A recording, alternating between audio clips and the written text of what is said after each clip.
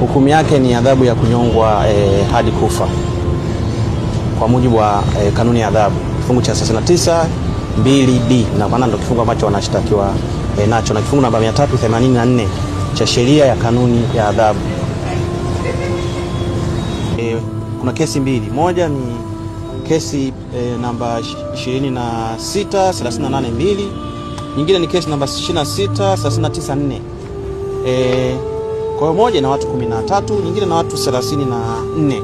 Kwa hizi ni bachi mbili. Kuna bachi zingine na nadhani nimeona hata mtandaoni kuna Dodoma na maeneo mengine. Dodoma pia tumeona watu wamepelekwa mahakamani na mashtaka ni yanafanana kivyo vile. Kimsingi sisi kama watu pia wa haki za binadamu tunakemea vitendo vyote vya watu kupigwa, kuteswa, tena wakiwa wamekamatwa, ambao tunaamini kwamba walipaswa wawe salama kwenye mikono ya jeshi la polisi. Sasa wamekuja mahakamani, watu wengi wanachechemea, wameonyesha majeraha, inaumiza kwa kweli, na tunakemea vitendo vya namna hii. Havipaswi kujirudia kwa watuhumiwa ambao wanakuwa wamekamatwa. Pengine wakili umesikia kwamba watu wanatakiwa kufanya uchunguzi wa kiafya.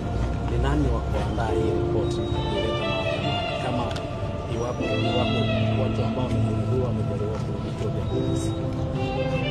Kwa jinsi tulivyowasilisha mahakamani, mahakama imeagiza magereza iwapeleke wakatibiwe wapate matibabu, na kuwapeleka maana yake ni hospitali. Sasa maana yake ripoti ya matibabu inaandaliwa na daktari au madaktari ambao watawahudumia hao wagonjwa. Kwa hiyo tarehe ambazo mahakama imepangwa kuendelea na hizi kesi tarehe 19 mwezi huu, itabidi sasa mawakili wa jamhuri walete hiyo ripoti ambayo itawasilishwa kutoka magereza. Sasa wataileta na wataiwasilisha mahakamani. Mahakama